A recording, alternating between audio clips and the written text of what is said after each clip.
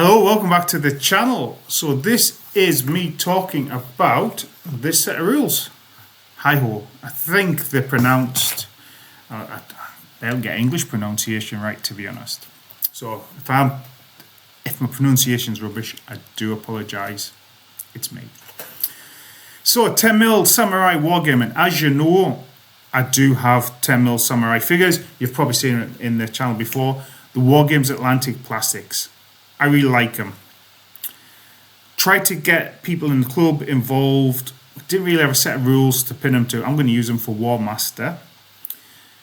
But now this is out, so this looks like a promising proposition. So let me take you through my initial thoughts on the game. I'm going to do a couple of follow-up videos where I'll get my miniatures on the table and I'll show you how it works, what my thoughts and feelings are on it. And I'll do that once I've had a couple of games and I understand it. Tell you what, lovely looking cover, full marks to the artist.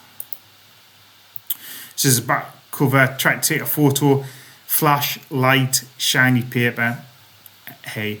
But what you will notice is the 10mm Wargames Atlantic there, figures are throughout, more on that later, but that's all the pictures you'll see throughout it all. Actually, before I do a breakdown of the game, shout out to the author, Paulie Kidd, who I'll talk about later on. So as it says on the tin, Wargames rules for large battles of the Sengoku period, Japan, 1550 to 1615. So the period, Sengoku period, is a bit like the British Wars of the Roses.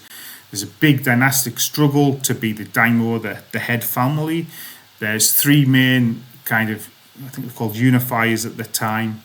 A lot of war, intrigue. Some of the final battles are a bit like Bosworth Field, where you've got a particular clan set off waiting in the wings and determining the fate of the battle. This is a breakdown of the rules. So introduction, aims of the game. That's really important to understand where the author's coming from, what they're trying to recreate on the tabletop.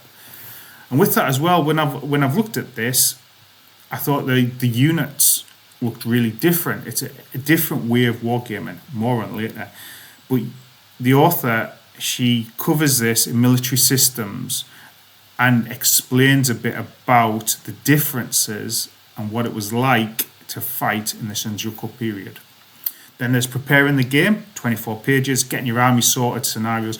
With that as well, there's different characteristics for your generals, your leaders. And then rules of play, as you can see, 21 pages. And the rules aren't dense. So 21 pages for me is quite a light set of rules. Gets a thumb up for me, especially when I'm trying to introduce it to a club. Then you've got some appendices, introductory scenarios, the Imjin Wars, which I'll talk about later on, and the timeline of the Sengoku period. Finally, some quick reference sheets, note from Wargames Atlantic.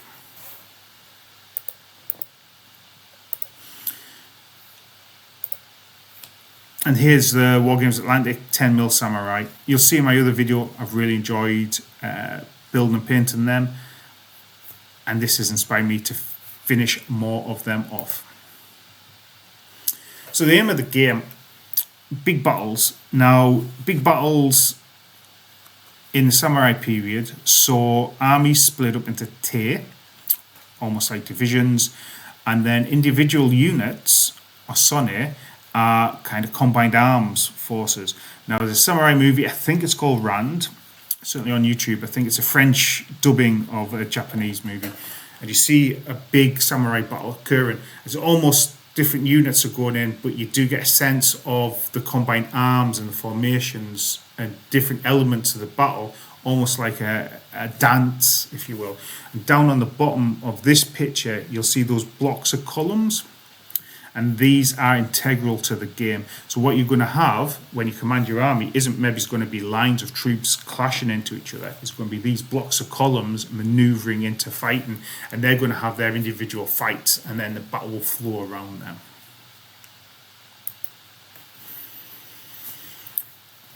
And with the Sonae being the integral element on the battlefield, I say a lot of time spent talking about them, getting you to understand what that represents. I'll come back to this. But historically, when the formations clashed, there were different formations that were taken up. And for example, these three here, the top one is the fish scale, a flexible formation for attack or deep defense. The middle one, the crane's wing, the center meets while the enemy attack, while the wings are able to envelop. And the bottom one is the 7 Sonae, which is a sort of a flexible all-round formation. Sort of tight defense. And what Paulie's done is represented these in the composition of the Sonae. So your Sonae are going to be 3 to 5 bases deep. And as you see here, top one, shot, spear, heavy infantry, cavalry with some archers. Archers are small bases on the side. The bottom one is shot, spear, spear with a gun, archers and supplies. And when 2 Sonae come into battle, you're going to have some rounds of shooting. And then if that hasn't driven off one side or the other, you'll get to go into combat, and depending how your Sonae are arranged, depends what supports each other, how that fighting occurs. Now the cavalry aren't really a shock formation. Cavalry at the back of the Sonae means that one breaks. If the winning Sonae have cavalry at the back, the cavalry will swing round and do extra damage to the retreating Sonae. So I'm really looking forward to seeing how this plays out, where each sort of combat becomes its own wee tactical dilemma.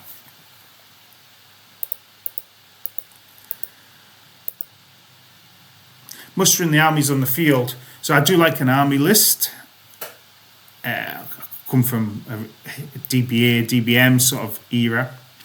Don't have this. What you do is got some guidelines on sort of ratios of Ashigaru to samurai formations, what you can have in your army, what you can't have in your army.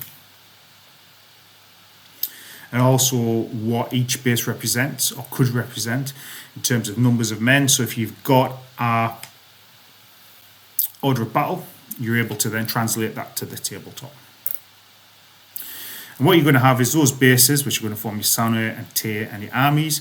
For the Ashigaru, a spear and shot. And shot are your arquebusiers, your matchlock muskets,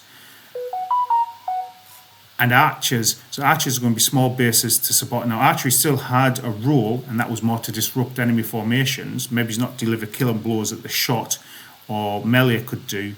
Disrupt enemy formations, maybe while shot are loading.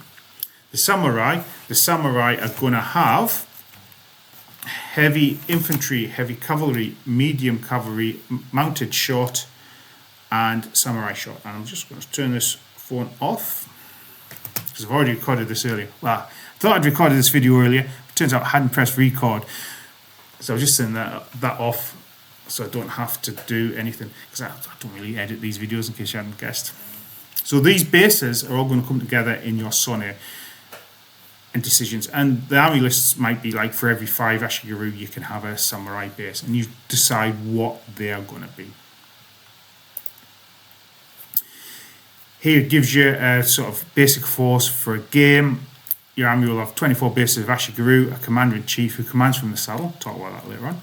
8 bases samurai, clan characteristics, etc. not used. And there's tables you can roll on for clan characteristics, etc. And then you organise your army into Sonae and 3 tier, 3 divisions. So that's a nice wee small game.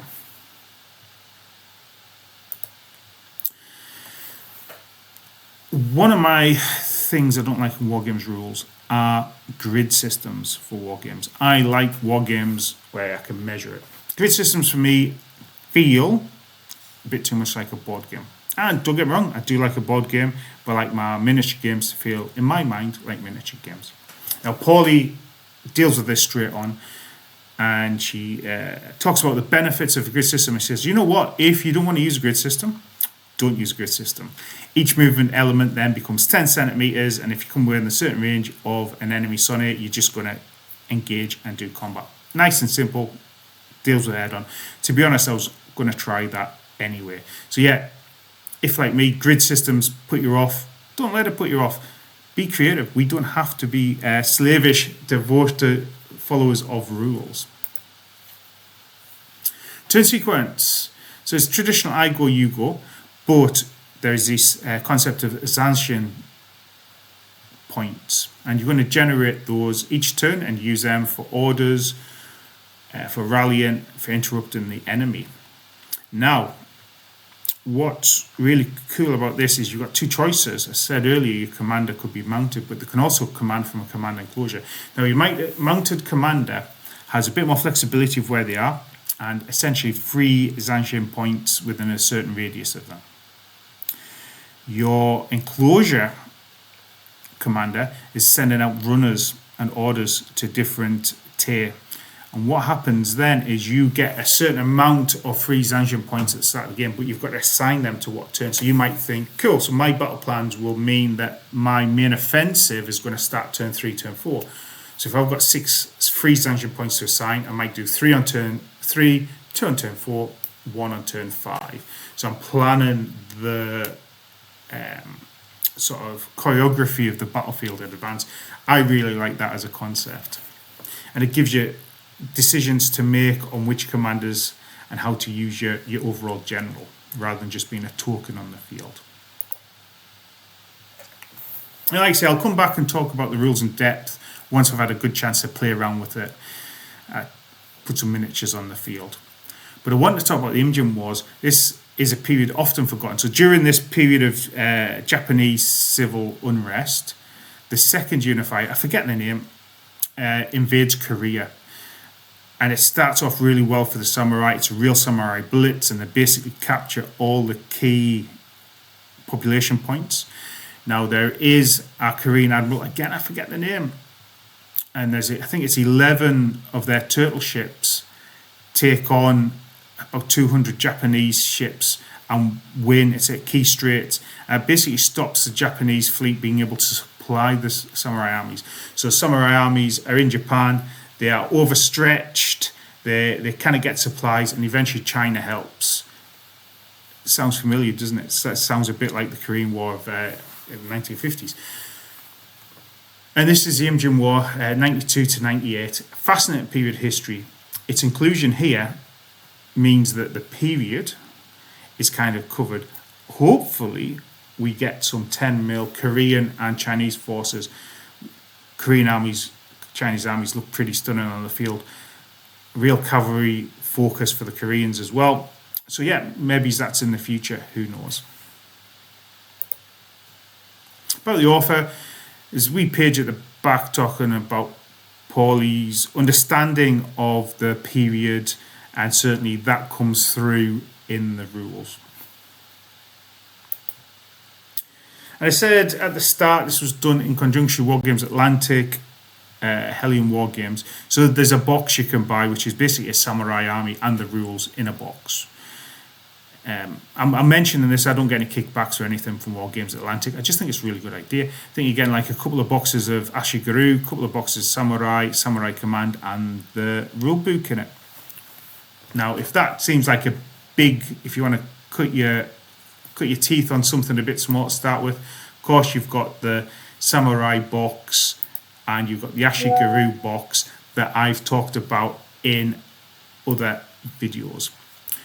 But anyway, that's me talking about rulebook. There was a bit of stuff I thought, what is that at the start? Before I actually delved into it, didn't like grid systems, Sonae. I'm like, oh, what's going on there? Once I've read it, once I've understood it, I'm really looking forward to getting on the tabletop. I look forward to chatting to you in another video and letting you know how that's going on. But for now, that's goodbye from me. I hope you're having a great time wargaming, and I look forward to chatting to you in another video.